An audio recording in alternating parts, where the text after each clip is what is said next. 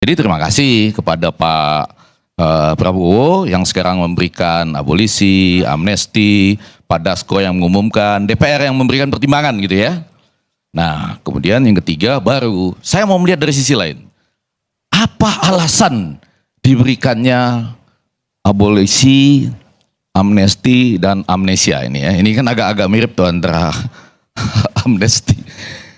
Amnesia itu perbuatan apa keadaan di mana orang itu lupa sejenak karena cedera otak, terlalu banyak obat-obatan atau pengaruh alkohol, kurang lebih begitulah itu amnesia. Nanti abolisi sama amnesti ada yang jelaskan gitu ya. Saya biasa suka ketemu dengan Menteri Hukum kita, kadang-kadang di rumah Mas Oni dulu, tapi sekarang belum. Saya mau nanyakan alasannya apa kurang lebih. Di Kompas itu untuk mempererat persaudaraan.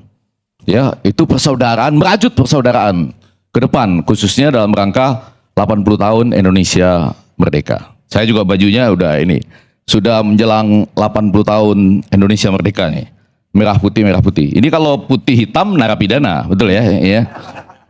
Tapi karena malam ini merajut persaudaraan, putih hitam tapi belum lurus-lurus ini, masih pakai jas.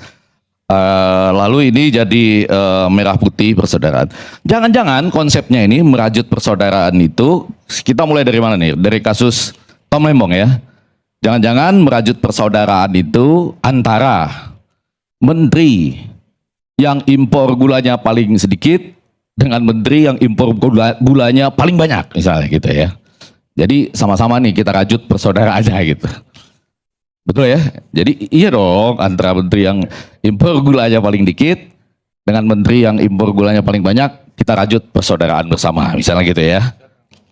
Iya ada, nanti lihat di daftarnya. Tapi saya cuma mengatakan bagaimana kita saling merajut itu persaudaraan antara hakim yang mengatakan Anda menggunakan ekonomi kapitalisme, dirajut persaudaraannya dengan misalnya orang lain termasuk Rocky Gerung yang mengatakan kalau begitu hakimnya itu punya ideologi komunisme, kurang lebih gitu ya. Itu kata Rocky Gerung, kalau Anda nggak suka kapitalisme itu berarti komunisme, ya kan? Padahal ada jalan tengah, ekonomi Pancasila. Itu kalau Rocky Gerung ikut revolusi mental pasti tahu lah itu ya, mungkin karena nggak ikut revolusi mental. Tapi poin saya ini sama-sama nih, kita rajut persaudaraan di antara mereka. Kemudian kita rajut lagi persaudaraan misalnya kalau dalam tadi disinggung-singgung soal menggunakan hukum sebagai alat kekuasaan. Kita rajut persaudaraannya bersama dengan yang menggunakan hukum sebagai alat pemaaf.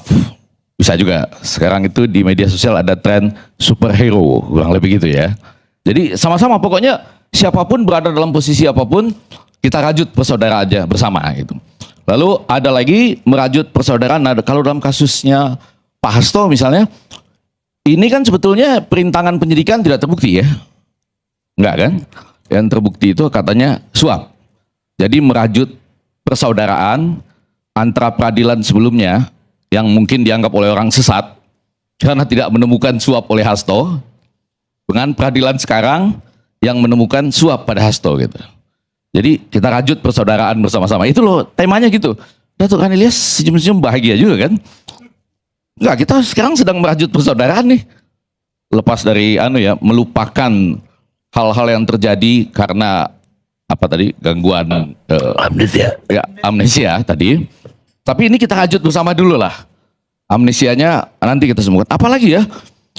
Termasuk juga dengan orang-orang yang terima saja keadaan sekarang ini, langsung terima kasih. Kami mendukung gitu ya. Dengan orang yang mengatakan tunggu dulu. Ini kan masih banyak nih perhitungan kita tentang hal itu gitu ya. Udahlah, kita rajut lagi persaudaraan bersama-sama gitu ya. Masih banyak catatan saya, tapi ya. Oke teman-teman, kembali lagi bersama saya di channel ini. Kita akan menyaksikan sebuah cuplikan video yang sangat-sangat cukup menarik. Nah, teman-teman, di kali video ini tadi kita sudah memahami dan sudah menganalisis tentang video ini. Nah, teman-teman, di sini juga disampaikan gerombolannya pada gembira, senang, dan penderitaan rakyatnya. tak perlu MBG, sang penting rumah sakit dan sekolah gratis aja. Wapres ini legong diolah bagaimana gak bakalan nyambung memalukan negara Indonesia ini. Mana ada malunya dan tidak punya malu, buktinya terus aja pejabatnya. Nah, kalau bisa bikin pintar, suruh aja si Gibran makan biar pintar lah dikit aja, ketahuan ngibulnya. Dan lagi jangan pernah percaya janji pemilu pilkade ini.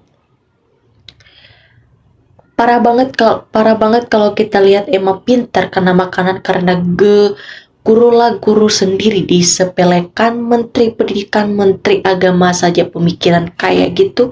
Suatu ketidakadilan sekolah, mahal guru minimal S1, gajinya cuma 500.000. Parah banget pemimpin sekarang. Saya tuju Zulkan 22 yang sebelum negara hancur atau bubar seperti dikatakan waktu kampanye, janji omong-omong kenyataannya. Ya, bikin kecewa saja sih kalau kita bulan janji 19 juta lapangan kerja tapi kerjanya yang tidak ada juga tidak tempat, sedangkan dia wapres masa kasus ijazah sendiri dan pokoknya tidak bisa ditunjukkan dan asli kebenarannya.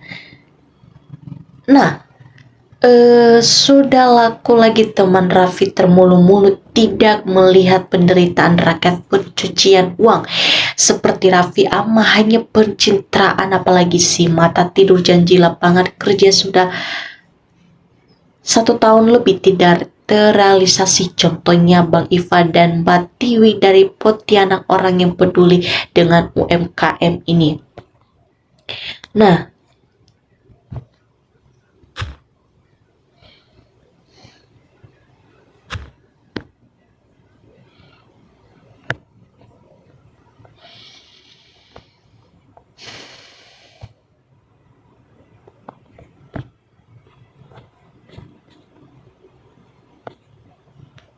we're giving you gold status. Use promo code GOLD60 and get exclusive reward.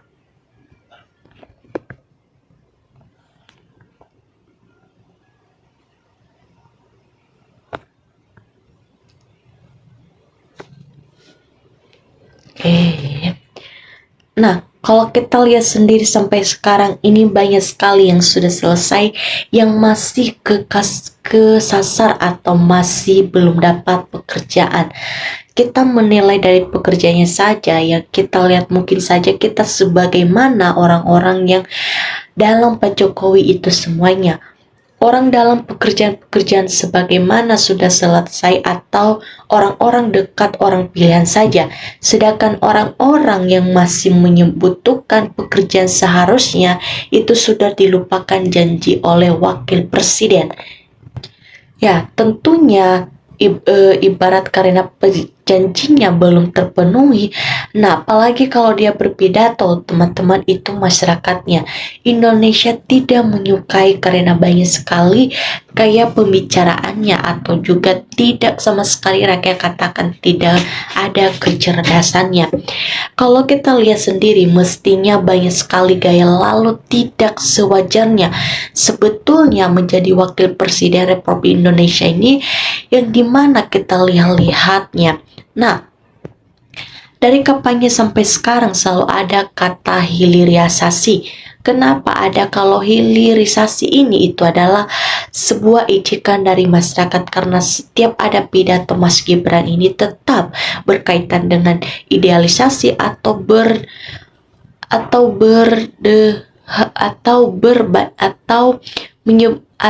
ini. Nah, pembicara-bicaranya soal teknologi modern atau lupa masih banyak anak-anak yang minta fasilitas untuk sekolah saja mereka korbannya nyawa untuk membayarnya.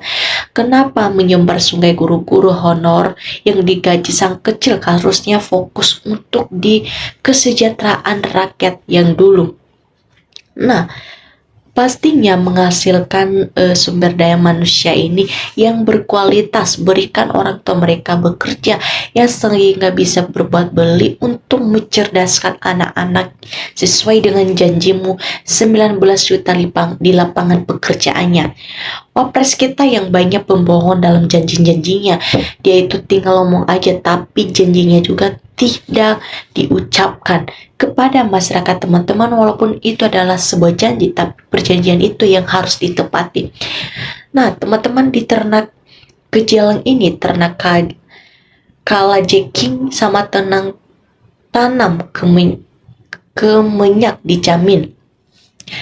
Karena rakyat itu sangat lucu karena kemenyan hilirisasi yang dikaitkan dengan kemenyan. Kalau misalnya orang bilang makan di setiap pidato Mas Gibran, ketawa netizen atau masyarakat komen itu mestinya itu harus di dalam perdukungan. Makanya setiap orang menawarkan karena kaitan kemenyan hilirisasi.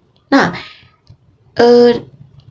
ini teman-teman, pendukungnya Panci pada komen padahal tidak tahu apa-apa. Jangan sampai pidato di depan instansi pentingnya negara kemudian asal ditunjukkan jabatannya lo sama dia miskin kurang kepentingan. Nah jabatannya inilah negara dan rakyat lagi yang jadi korban karena kebodohan. Nah keberlanjutan berhenti. Nah teman-teman, kita lihat dalam sebuah komentar ini, pas lagi susahnya hidup Indonesia, munculnya di beranda tanya wapres pidato gitu ya sekali saja. Hibirasi ini bantu empedu dan bantu ginjal. Nah sangat lucu sekali kalau kita lihat kamu komentar ini karena banyak sekali masyarakat tidak menyukai apalagi pidato, apalagi pembohong sangat luar biasa, tidak lumpuh dari jejak. Pidato Pak Mulyono itu harus diikuti juga dengan pidato Gibran gitu yang pembohongan sangat luar biasa, di politiknya licik gitu ya. Nah oke teman-teman, mungkin lebih banyak tahu dari luar sana dan juga bisa kita berbagi pola pikiran melalui menuliskan dalam komentar ini. Nah teman-teman, jangan lupa komen, subscribe supaya kalian tidak ketinggalan video saya selanjutnya. Terima kasih.